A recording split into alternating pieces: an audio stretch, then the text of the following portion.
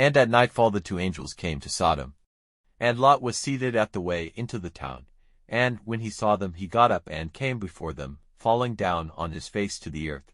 And he said, My masters, come now into your servant's house and take your rest there for the night, and let your feet be washed. And early in the morning you may go on your way.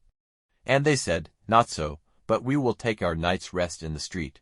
But he made his request more strongly. So they went with him into his house, and he got food ready for them, and made unleavened bread, of which they took. But before they had gone to bed, the men of the town, all the men of Sodom, came round the house, young and old, from every part of the town. And crying out to Lot, they said, Where are the men who came to your house this night? Send them out to us, so that we may take our pleasure with them. And Lot went out to them in the doorway, shutting the door after him.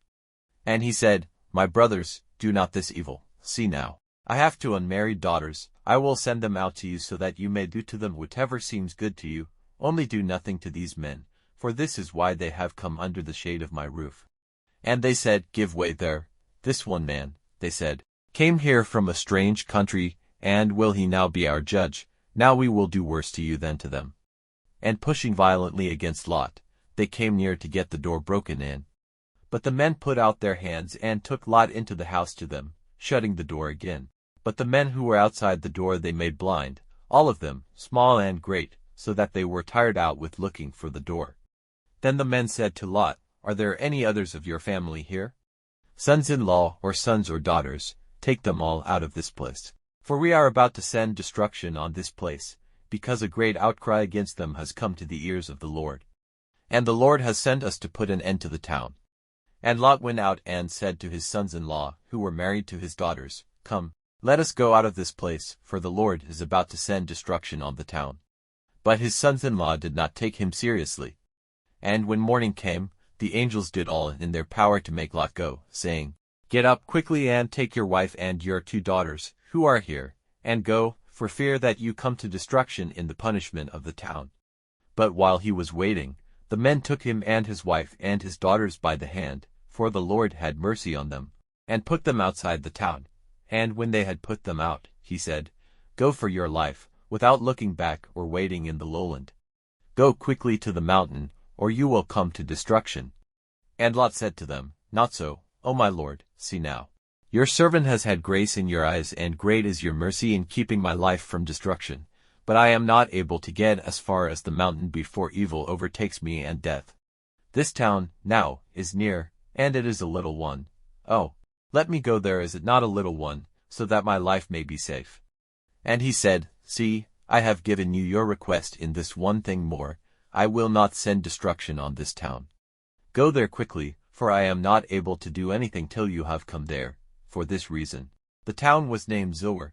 The sun was up when Lot came to Zoar. Then the Lord sent fire and flaming smoke raining down from heaven on Sodom and Gomorrah. And he sent destruction on those towns, with all the lowland and all the people of those towns and every green thing in the land.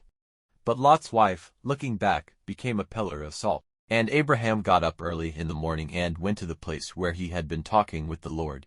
And looking in the direction of Sodom and Gomorrah and the lowland, he saw the smoke of the land going up like the smoke of an oven. So it came about that when God sent destruction on the towns of the lowland, he kept his word to Abraham, and sent Lot safely away, when he put an end to the towns where he was living. Then Lot went up out of Zoar to the mountain, and was living there with his two daughters, for fear kept him from living in Zoar, and he and his daughters made their living place in a hole in the rock. And the older daughter said to her sister, Our father is old, and there is no man to be a husband to us in the natural way. Come, let us give our father much wine, and we will go into his bed, so that we may have offspring by our father. And that night they made their father take much wine, and the older daughter went into his bed. And he had no knowledge of when she went in or when she went away. And on the day after, the older daughter said to the younger, Last night I was with my father.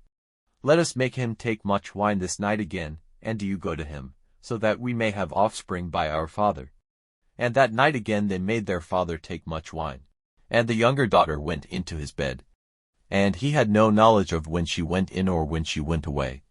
And so the two daughters of Lot were with child by their father. And the older daughter had a son, and she gave him the name Moab, he is the father of the Moabites to this day. And the younger had a son, and gave him the name Ben-Ammi. From him come the children of Ammon to this day.